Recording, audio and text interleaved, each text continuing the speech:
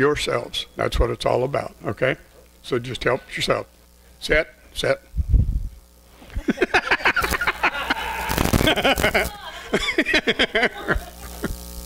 So, yes, that's there. There's sandpaper there, too. So, now, we also have a 50-50 drawing tonight. Is everybody in? Anybody that's not in? There's only 3 cards, and one of those cards is a winner. And the amount of money, if you put in another 50, it'd be $400. Only 3 cards. Okay, awesome. 50-50. Greg brought some t-shirts tonight. Now, he doesn't have any information for us. He doesn't know how much they cost. He doesn't know anything, but he is going to demonstrate them just a little bit. And he's back there pressing now. He's doing a new logo. With a new logo. With a new logo? Why don't you come out here and pleasure us with your presence? $10 a shirt. How's that? $10 a shirt. I'll take it. So here's the fun thing. I'm making it here, so if you just want the big logo on the front, I can do that. I mean, however you want it to look. I've got 4 different colored shirts and pretty much all sizes. You're not obligated to buy a shirt, but if you want a shirt, 2 shirts, whatever. What colors do you have? Pardon? What colors? Okay, so we got the red. And with the red, I'll put the white logo on there. Got kind of a, I don't know what color. Oatmeal. Sandy. Oatmeal, yes, perfect. With the green logo on the oatmeal. We have a dark feather. Also with the white. And then I also have, I didn't realize they could be so similar, but it's kind of a tan. We'll have the green logo on it also. There's what you can get if you want. Perfect. There we go. 1 red, 1 black. XL. First order. Good. All right. So tonight, you're supposed to bring your favorite fixture. And if you didn't bring your favorite fixture, I think the way it read, you either brought food, so you brought cookies, and some brought brownies, and those who didn't bring anything, you get the mic and you get to sing. So I think we're just going to jump right into it, and we're going to get Larry. He going to get started with your fixtures that you brought. Are you ready for that? Huh? I'm looking.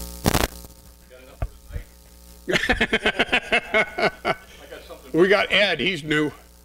I got something in my truck. I won't bring it in unless you know how to. Bring it in. Pleasure us with your whatever it is. Pleasure us with yes. Thank you. Would you like? It's not a jig for making wood, but it's a case. Neither is a press for making T-shirts. Okay, so Larry, you want to be the first one up? All right.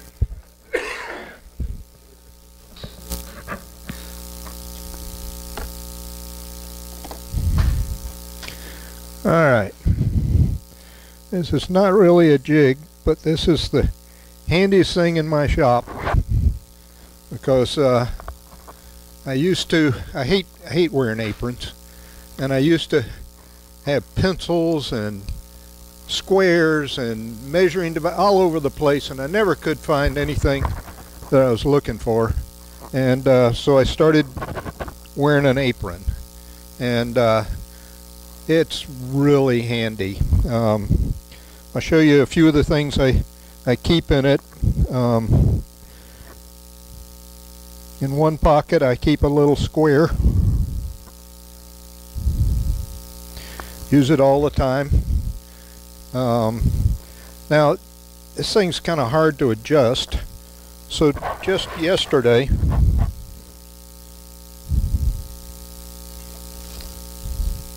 I bought one of these things off the internet. People like them, and they're supposed to be able to use them like a square and set the distance and mark, and we'll see how I like that. I may get rid of this and replace it with this. I don't know yet. Woodpecker came out with these things, and they're super expensive, and so this is a knockoff one that they've got now, and the reviews were real good on it, and a lot cheaper. You got a 6, an 8, and a 12-inch one in a little kit for under $20. So the woodpeckers are like 40 bucks a piece or something. So that's one thing. The other thing, you always had to have a tape.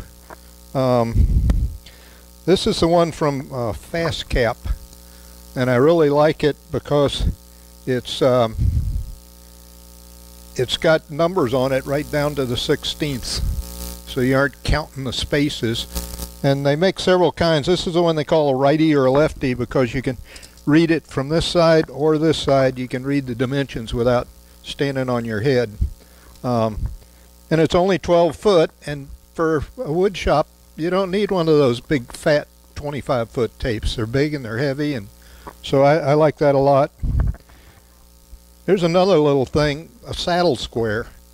Got one a while back, and it is really handy if you're cutting a board and you put a mark on it and you're lining it up on the table saw or the bandsaw.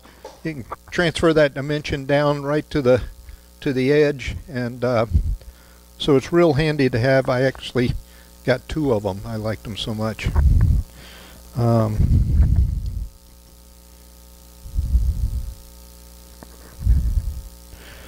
Marking knife. Never saw a tiny little don't use it much. This thing's actually a snap-on. I found it laying on the ground one time. Real high quality. And a crayon. Occasionally you use it. What else I got here? Up here, the thing I use constantly is a little 7mm pencil. And what I like about this one is when you retract it, the little metal tip goes in, so you don't end up breaking that thing off. So I've got a 7, and I've got some of those Incra marking, you know, with the little holes in them that are right down to a 64th of an inch, and it uses a 5mm, so I've got one of those in here also. This is called a China marker, not because it's from China, but it's like plates and dishes and things type China, and it's they used to call them a grease pencil also, and so I make a lot of mistakes, and so I found, like, if I'm going to put a dado on this side of a board, and it, you know, I got 4 boards, I'll just take and put a black mark on the side that gets the dado, because if I don't, I'll put it on the bottom of one and on the top of the one opposite and get them mixed up. So you set everything out and you just make big bold marks, you know, dovetails here, T for top, B for bottom, things like that, and it's big and bold enough that you don't miss it, because I used to put it on there in a pencil and then I wouldn't see it. You know, I was trying to keep it light so you wouldn't have to erase it, but this marks right on the surface, so it erases. You can sand it off just as good as you can a pencil lead, so it's real easy to do. And you just peel the paper back to extend more of the lead out of it. And a little 6-inch ruler. Again, if I start using the red thing, I might do away with this, but I just got that yesterday. So this is just, can't work without. Oh, here's one of my latest. This is a little plastic caliper, and I picked it up, didn't pay anything for it, and I don't know how I lived without it. It is so handy. It's accurate down to, few hundredths of an inch. But you go to check and say, how thick is that piece of wood, you know? And you can get your tape measure out and you're fiddling with it, or you can just, and there it is, reading right out, dead accurate. Or a drill bit or something round. They are so handy. I've got a nice metal one, you know, that reads in thousandths, but this one's lightweight and it fits right in the pocket, and I've got it with me all the time, and it's really handy to have. So that's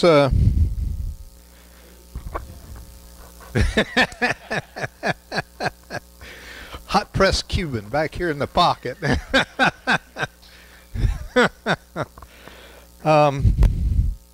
I brought in 3 things. I guess we'll have time. Should I go ahead and show all of them? Okay.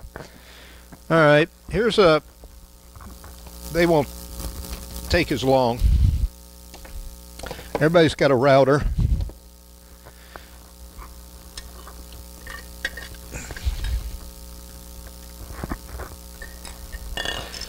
But a while back I bought this base for it, and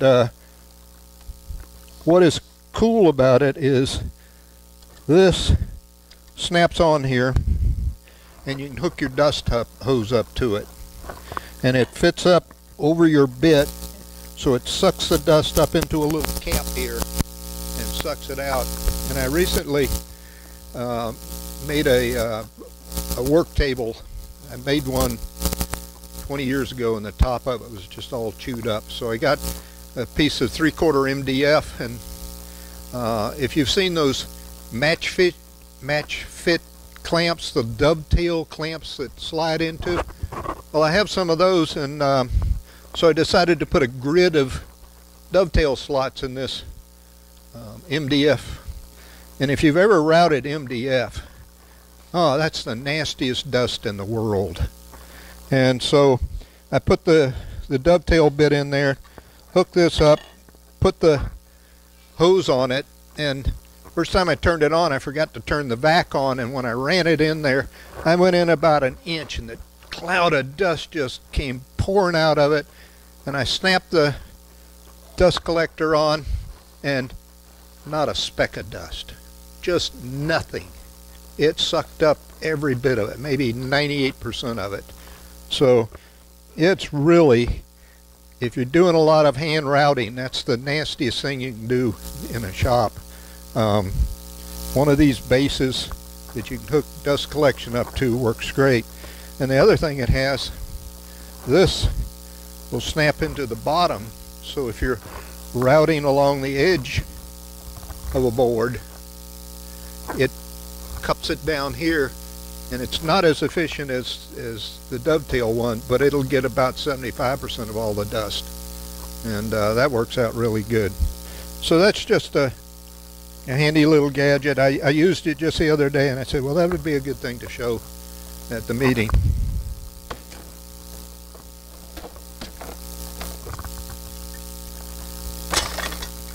And the last thing, anybody know what that is? Shooting board, yeah. That I use that all the time. If you're cutting a board that has to fit between 2 ends, cut it a millimeter larger, put it up there, and trim that end. Take a couple passes, try it again, couple more passes. You're shaving off 1/1000th of an inch at a time. And when your blade's sharp, you can shave hard maple just in little paper thin pieces coming off there, and they just curl off, even in grain. Curl right off. Now the problem is, how do you hold this thing to push it? And so what I used to do is stick my thumb down in there, and I'm pushing against the end of my thumb for all of that, and that'd get pretty tiring. So a couple of months ago, there's a guy called Rob Cosman, and he does a lot of hand tool stuff. He makes tools and teaches classes, and makes videos. He's on the internet a lot. And he invents stuff. And he invented this thing. And it snaps on here. There's a little hole. You have to drill a little hole in the side. And it's a pretty clever pin. It's got a little hole in the middle of the pin that you can drill a pilot hole through. And then use that to put your big bit. And so this thing will snap. I had trouble finding the hole.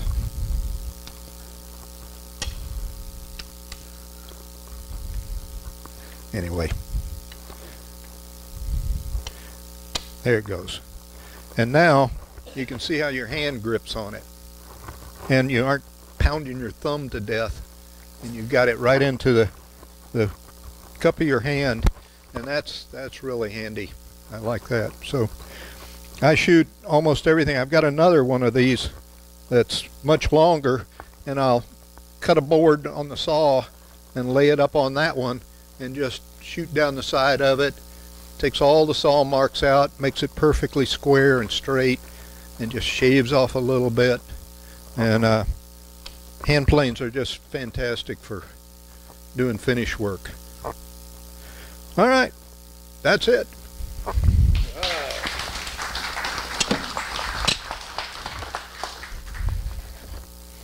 Who's next? Larry, the only thing I see about that apron is you take all the fun out of it if I leave a tape measure over there and the scale over there. Yeah. I mean, I can spend at least an hour looking for stuff, okay? We all do. So I can get over there. First thing, I was working on a big piece, and I didn't have a nice, tabletop to work with that had pegs in it and everything. So I said, gee, I got a couple pieces of this old plywood. Let me glue them together, and I'll drill them and make my pieces so that now I can pin things down as I'm working. And a lot of times I'll be working in a circle. You can see it's somewhat well used. But anyway, that's a little jig that I made just for that. And it works. Clamp it down to the edge of the table, or I have a it's actually a piece of a waterbed that I used to own, and it's nice thick wood, and I've got it hinged onto my big work table, and I can lift it up and set it and use it for the heavy duty carving when I'm doing some big stuff. So that's what this kind of works for. Many of you know I make bowls or baskets, and this is just a bowl press. You can of course take all these off, lift it off, put anything in there and press it down and get a nice even pressure on it. And so that works with the bowls. I use that quite a lot. I didn't have there's no way you can do a bowl, not with rings like I do, so you have to have that. Well, it's not my idea, unfortunately, but it's one I saw in the book. Sometimes I'll be doing a little carving and I just want a little something to carve against, so I made a little board. It's just got a little strip back here, and you just put it up against your table and carve away. So that's another one. And the last and the biggest is this monster. Now, my girlfriend bought me this nice carving vise, and you can see it rotates all this way and that way, and you can of course drill it in there. But I went ahead and did this. I put it on a turntable. So now I can turn it around. If I'm working on something on this side, I can turn it around. It also allows you to twist it like this. Or if I want to work on something, get it up, spot where I have trouble sometimes getting the tools into it, I can do this. I can rotate it, and then I just clamp it down onto my carving arm, I should call it, and it makes it very convenient. Other thing I wanted to mention, if you have something and you're having trouble with it staying still, Now this won't work that good on this Formica, but if you get a piece of this is just nothing but cabinet shelving. Yeah. And this stuff works really great at cutting down on the slippery. And anytime I've got something and it's giving me a headache slipping, you can take it and clamp it down and it'll stay put. And so that's kind of the stuff that I've built and use all the time. So, Good job. thank you.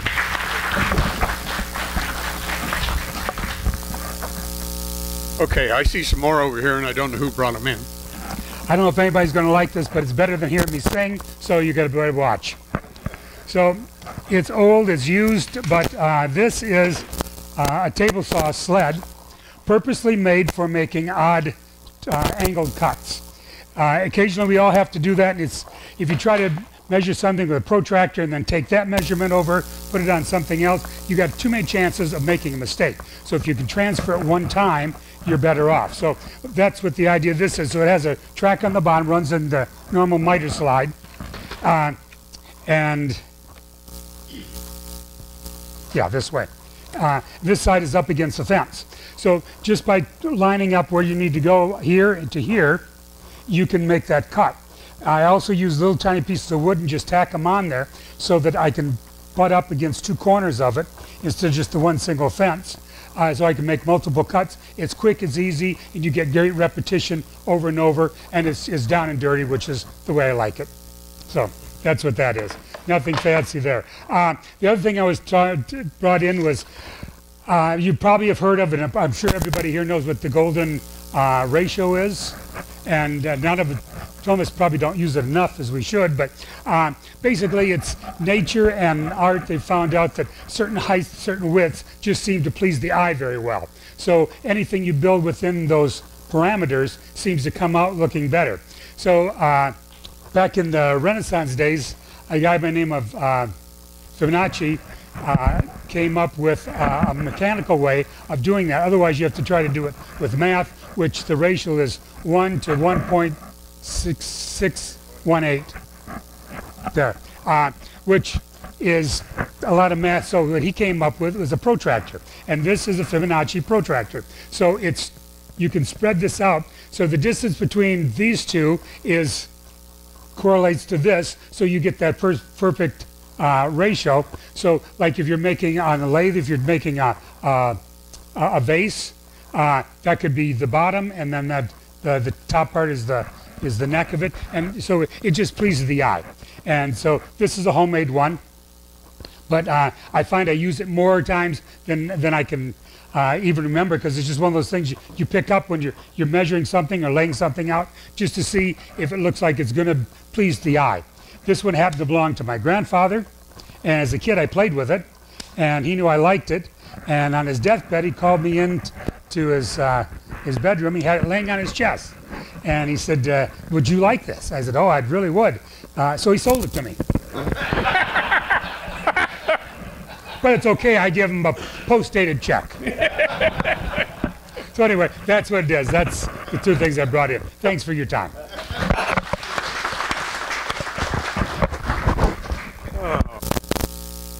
And this is a table sled, similar to what the last gentleman had.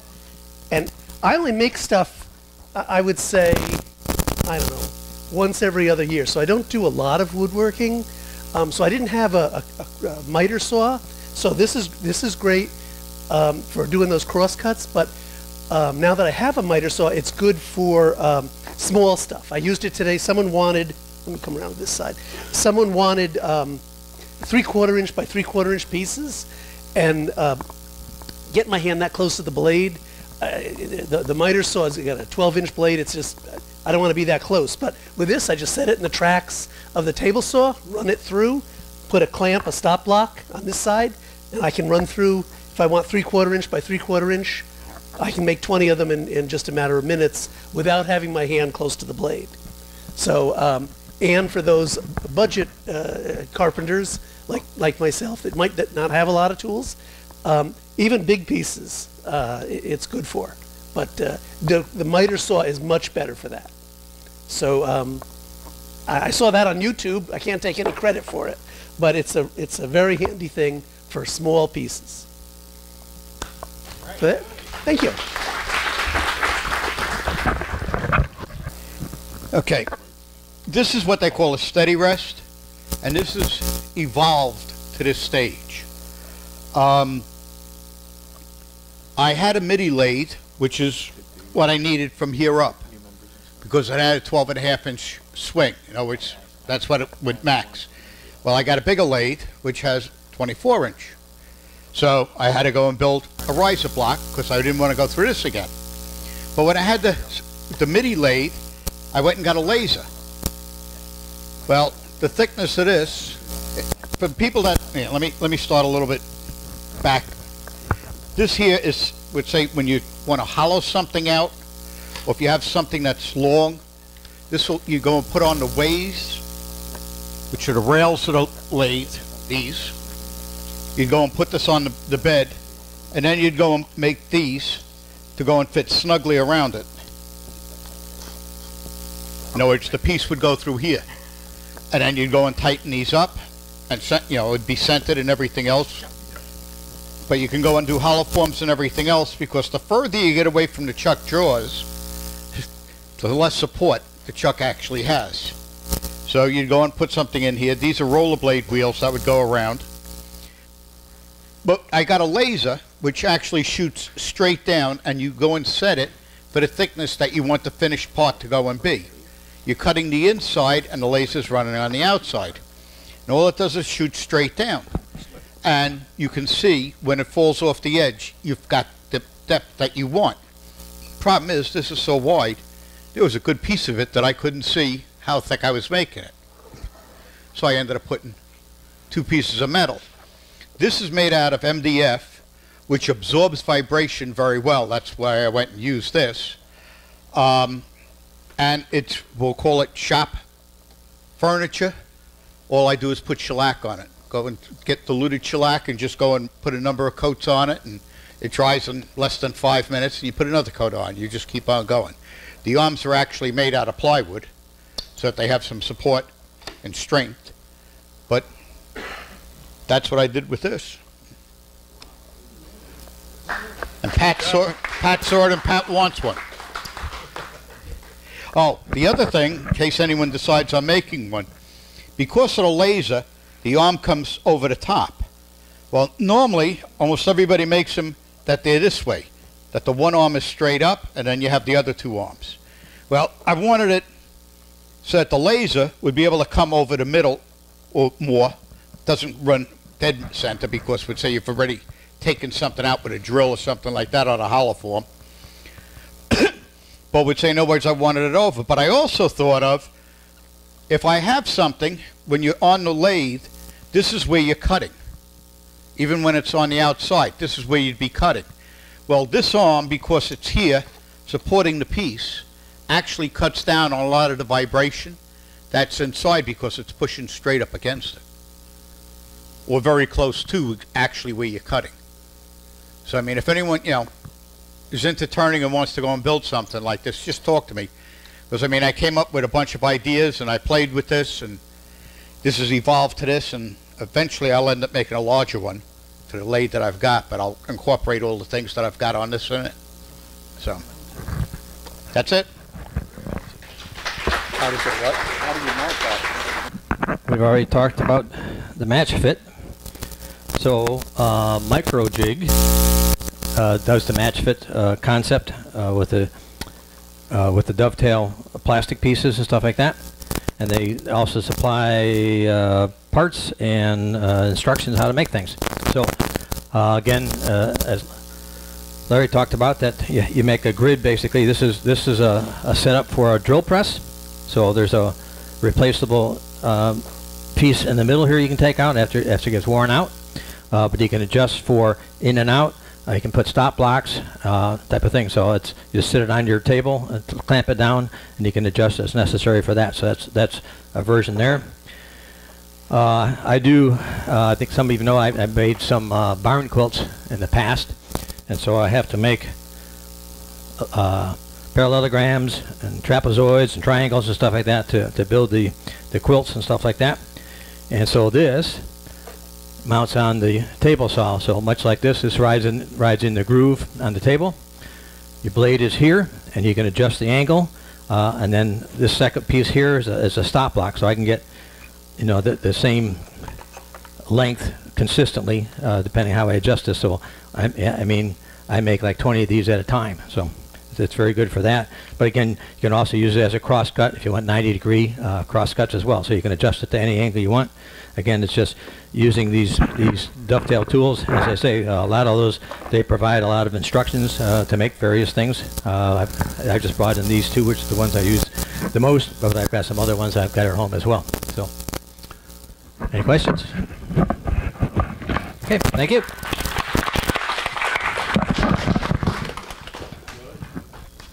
You're up.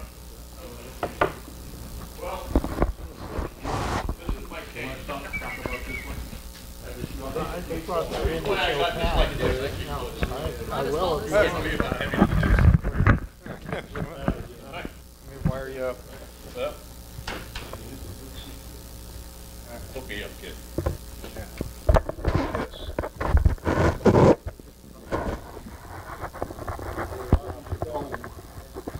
Okay.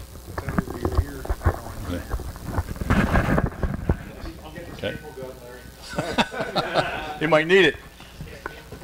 Take my pocket, yeah. Like that? Okay. All right. Where I live in a trailer park with all old people. You guys don't know nothing about them people. Mike does, though, because Mike comes over here once in a while. They have more fun than most. Yeah, the street I live on, there's 5 people that's over 90. Believe it or not. And of course, they always have problems where they, I'm going to have to, this thing is heavy. You can't unmount how heavy this thing is. I just want to get some room here.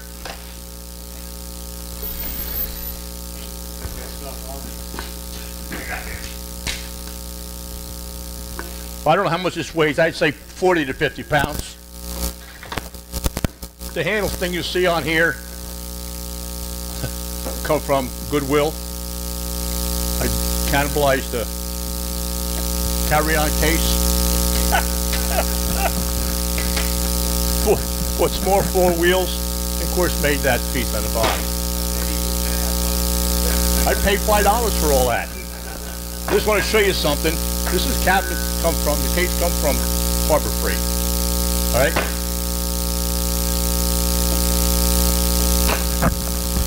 Looks like you carry your guns in there.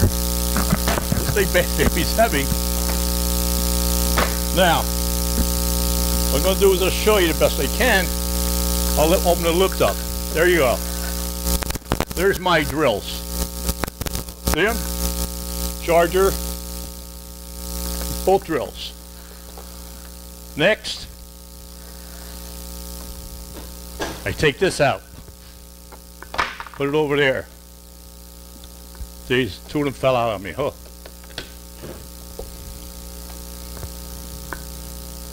This is underneath. Good job. Okay? Now you notice I turned that thing all over the place? Nothing fell out? If you look at this, this comes up so you can get them out easy. All right? If you look at them, the reason why they don't come out easy is because there's magnets. What I do is I took, believe it or not, a hacksaw blade, put some small magnets on the back of it, put it inside, and so this actually hits the plywood blade, blade. Here's the other things I need. Anything that would fit in that drill is here. Metric, SAE, steel bits for small sizes, an extension, twister, even one of these. Huh? You get down to a real small drill, these don't work too good. I got every three of these guys. And we take this off. If I can get it off. It may go right through, nobody will stop you. And this is the rest of it. Now, this ain't everything, but it's close. And Look what you can do with a big suitcase. tell you, this is too heavy. This is really too heavy. So if you guys want to take a look at it, I'll leave it out. All right? Good job. I guess I got a back, huh? There you go, kid. Any questions on how to do that? Before I leave. How long did it take you? Oh, big fish. You know, this was the first one, then it was the second one. I think this was the third one. And I went from the way I changed it to a different hinging system. The hacksaw blade was the key thing because when I put the magnets in, I put CA glue on the bottom of the magnet to the wood. Every time, pull it up, the part of the wood let loose, and next thing you know, there's a magnet on the end that's real big. So we had to make it so that they couldn't touch it. All right. Well, I had no idea we were doing this tonight, but what I brought, and I brought this really to show Pat because he's having some problems with some veneers. But this vacuum jig, you just put your shop vac on here, and as long as you cover all these holes, it will suck down really tight. And it just suction. It just, you know, your vacuum cleaner is on here. But no, but unfortunately you will get some. I bought this little goodie. The reason that I made this jig to start out with is because I wanted to try this tool out. It's called a drag knife. And it's just a blade that spins, and if you had a pantograph type router, or a tracer router, or CNC, which is what I use, this tool can be put in there, and you can cut paper, leather, vinyl, veneer, whatever you want, and you can cut it pretty near perfectly. So it's really kind of a cool thing to try. And that's all I could tell you about this. Do you use a vacuum pump or do you use a vacuum cleaner? Just the shop vac. Shop vac. Yeah, shop vac's got when you look at the grid pattern, the hardest thing is drilling all the holes. You know, but say that again? No. Most shop vacs, if you take a look at your shop vac, if it has a little fan on it like your routers do that cools the motor, you can run it full, you know, negative static pressure. It won't hurt it. But if it doesn't have the fan, you're in trouble.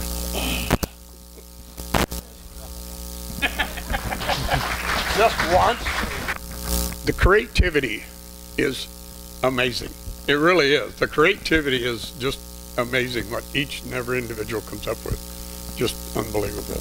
Well, let's have a little break. We've got cookies and we got brownies, and then we'll get into show and tell, and we'll go from there. All right?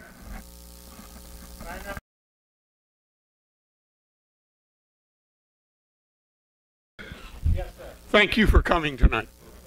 I know it took a lot of effort. Appreciate it.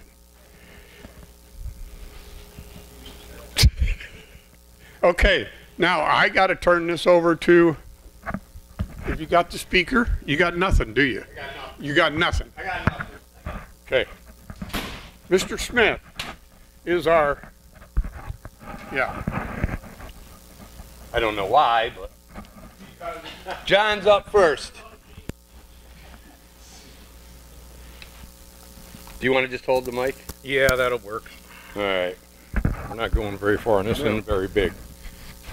I found a little shell carving I think they call it low relief carbon. Oh, okay. And so I thought it looked like it might be fun to do. And I got it finished. And then I got looking at the piece of wood I had used. And I noticed I hadn't cleaned up or flattened out the background yet. And I got looking at how the grain ran from the they had recommended you cross-cut the grain so you don't get any tear-outs. And I noticed, oh, gee, it looks like little ripples, little water ripples when you look at something like that. So I just left the background the way it was. And then I used some white wood dye on the shell to kind of whiten it up and make it stand out. So that's what I got. All right. Pat Kerr. Did I put my name down? No, I didn't. There you go. Okay, this was an experiment, okay? I'd made a couple of bowls with seashells and stuff like that. I mean, so this is epoxy. And it was straight up and down. And I turned it, and I was getting it all finished and doing real good. And I got down here, I had this on a faceplate. And I got a tick, tick, tick when I hit this spot right here, okay? So I took the screws out, they were too long, put some short screws in, filled this with epoxy, and we went at it again. So it still come out pretty cool. Still kind of a nice little plate. Now if you look on the back side, you see little black spots. And then if you look right here, I don't know if you can see it, it's rippled right here. Okay? I put the vacuum chuck on here to do the back end of it. What are you laughing about? Gee, come on. Yes, the vacuum chuck pulled it in. But it still came out cool. So, yeah. Very nice. Very nice. Mike.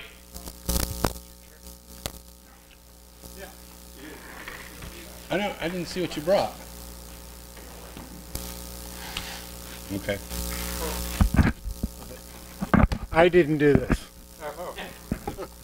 My daughter made this for me. Grandpa's wood shop. The first scroll saw project she ever did. It's a pretty good way to start. John and I traded tools. I had a planer, he had a scroll saw. He wanted one, I wanted the other. My daughter wins. So I just think it's pretty awesome. Very nice. So that's cool.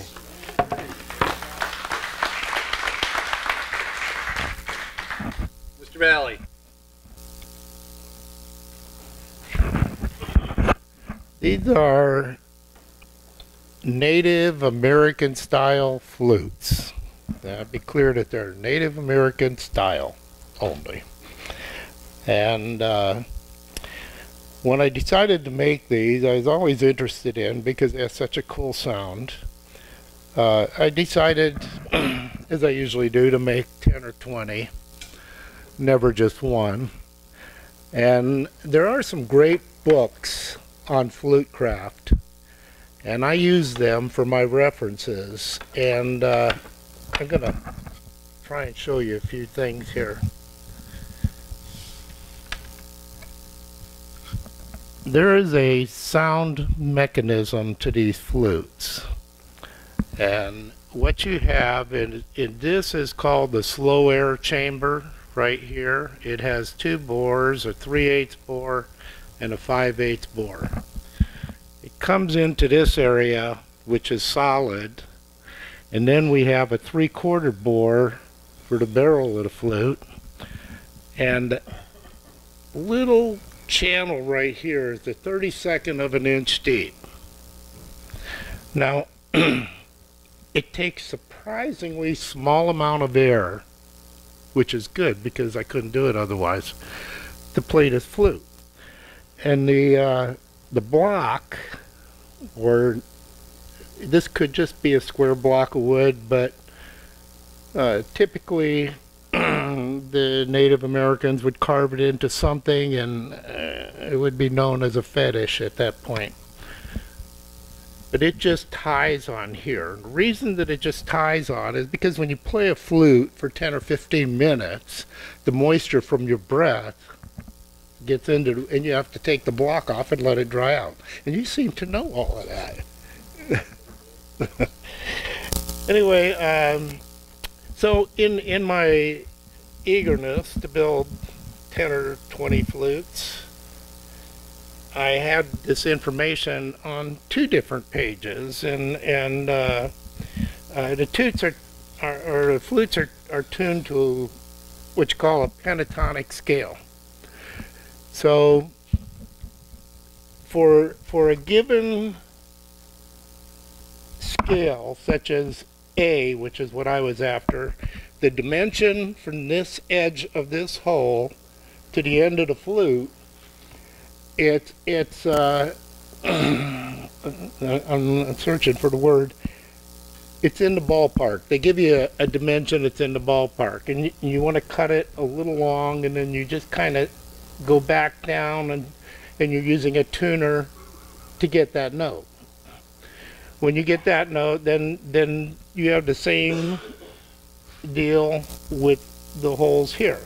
So when I made the flutes, I made them a little extra long, and I drilled these holes where I thought they should go, but very small, not the size that they are now.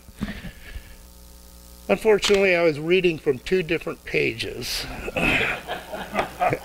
and so I have 8 or 10 that didn't work. So just recently I was messing around with them, and this one is cedar, and I took that section out and made a walnut a V-carve inlay basically to put in there, and then re-drill my holes. You hold that for a minute, please. This one, the cedar one, is actually right. So if you were to kind of look at where these holes line up, you can see the length of the flute is way off, and all these holes are way off. So that was my problem. But the thing actually makes a nice sound. I'm not very, I have no talent at this at all, but. So they are tunable, and this one is tuned. This one is still hurting. That's it. Very nice. Joe. It just says Joe. Just says Joe? That's Joe. That's Joe. There you go, Joe. This is, oh yeah. So I found this, last time I was here, I was showing you some of the Asian lacquer, the Urushi lacquer. It's, a lot of people aren't familiar with it. It's shellac on steroids. So it's a hand-applied finish. So anyhow, I found this piece of figured red wood at a yard sale, picked it up for a steal, so I had to make a project for it. And over the last few years, I've been doing different techniques with Asian lacquer. So they're a decorative surface, and these are utilitarian pieces, but this is just a clear finish on their keyaki or just an elm, and it's hand applied, and it's usable. This one here is imitation stone, and this is actually on, it's all hemp and clay. I think I brought one last time. It's the mate to this. So they're like little noodle soups, or for rice, or for, you know, if you drink, you can put water or tea in it. And then this one's same thing. This is made with hemp, and then it's all the holes here are the decorative holes. They're applied in their raised surface, and then it gets gilded with 24 karat gold, and yeah, it's about 50 steps. But as it gets sanded through, and then you do your final layers, it shows the gold. So it's just another technique on decorative surfaces for little objects. And I try to do them because I try to work small. I used to do bigger things, and this sort of keeps it to where I can do these over a period of time. And They're also hand applied, so they dry by temperature and humidity. High temperature, high humidity. It's great for Florida. And then being able to do it on wood, you know, you can use them in your kitchen. I mean, they have a lot of different applications. They're waterproof, they're solvent proof. You know, the only thing that breaks it down is UV, which sort of does it to everything. So. Very nice. Thank you. Got one more.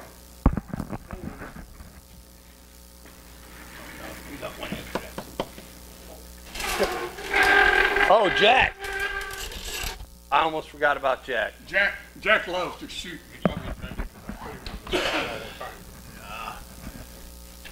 Thank you. I got you, Jack. This is not the finished product. It's about the fifth generation of me trying to figure out the curves and everything on this. But basically what it is a lot of laminations. I found that in the juniper that I'm using right now needs to go down to about 3/64 of an inch. If you leave it at a 1/16 of an inch, things start cracking. So the pad has a thickness sander here, and I've been using the heck out of it.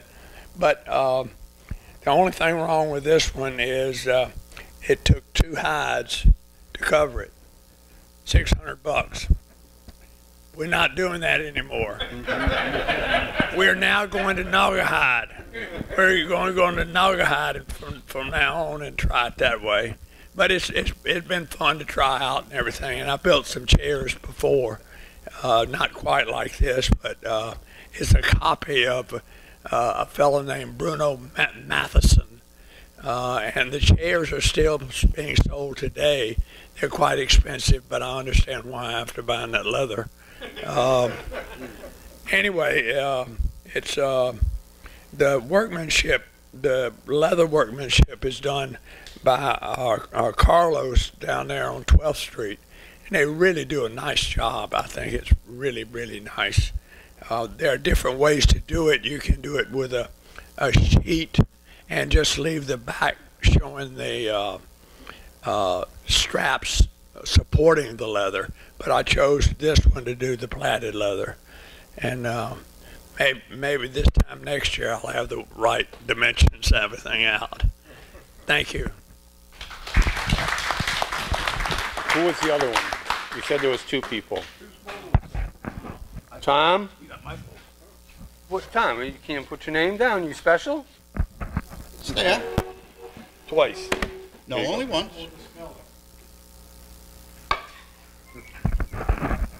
This is a maple bowl that I made a while ago. But would say my wife has had it out, she likes it. It's got a pedestal. And the reason why it has a pedestal is there was a bark inclusion that was here, and I kept turning it away until I finally got to solid wood that I could go and do something with it. And it was like, okay, and that's how the bowl ended up getting its shape. But I thought I had done something totally different because I had never seen it before. It's got a double bead on the top. And I used to belong to the turning club. When I brought this in, somebody said, oh, that's so-and-so. You copied his top for a bead. It's a famous guy. I don't remember what the guy's name is, but that was one of his trademarks. And I thought I had done something totally different, but turning is over 3,000 years old. So I guess something's been done already by somebody somewhere. So, but that's it. And this, normally I tell you it's butcher block finish. This is the Beal buffing system. This has got to be at least 8 years old, and I only buffed it once. But what I also like is the quilting that's in this piece of maple. You've got to, let's say, see it, the way the light goes and hits it. And it just came out real nice for a piece that probably would have been thrown away by most people. So. Did you just rebuff that to bring it here? No. So that's from the 8 years? Yeah. Nice, very nice. And I mean, it gets used on a regular basis. We put bread in it, we put fruit in it. It gets used. Very nice.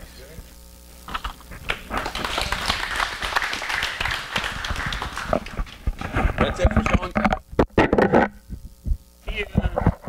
Signing off, Mr. Mike. Anybody want to spend another $50 or, whatever, something, We're going to turn this over to Mike and Alvin. And Mike. Mike and Mike and...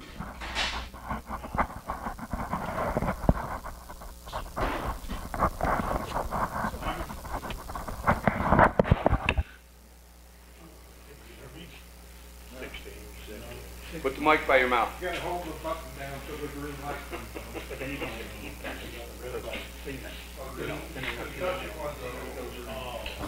Okay. Thank you, Pat, for telling me my colors.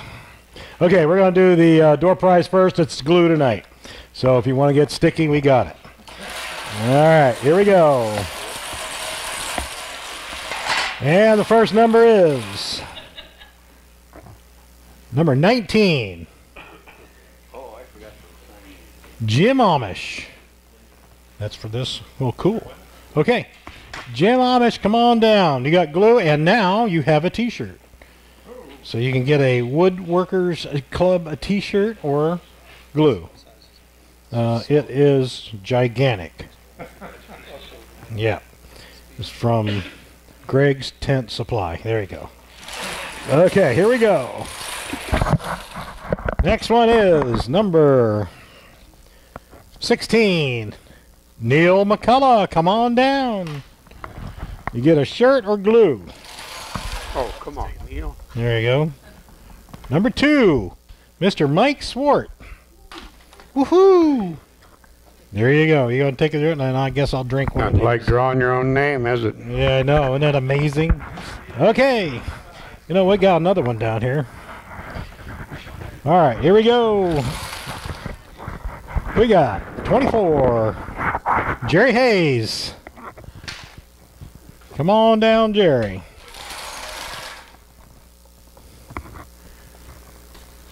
We got 3 glues. Calm down, calm down. Okay, number 6. Oh my gosh. Anybody who writes their name upside down should be shot. That's me, that's me. Here. Oh, great. It's underneath the table saw, Pat. You'll have to get it tomorrow when you clean up. Okay. All right, number 9. That's just wrong. My brother. My brother Tom. Come on down. Okay. Brothers? You didn't know we were brothers? But from different mothers. Different mothers? Okay. His mother, my mother, are both mothers. They went to different schools together. All right, for the raffle, we have, thanks to Mr. Barry in the red cap back there, wave. Hello, yes, thank you for today's raffle prize. Okay, Judy, go ahead and grab one, and we'll see who gets it. Not too many in there tonight. All right, look at your red tickets, and the ticket number, last 4 digits, 7909. 7909. Check your red ticket. And well, what do you know, Barry?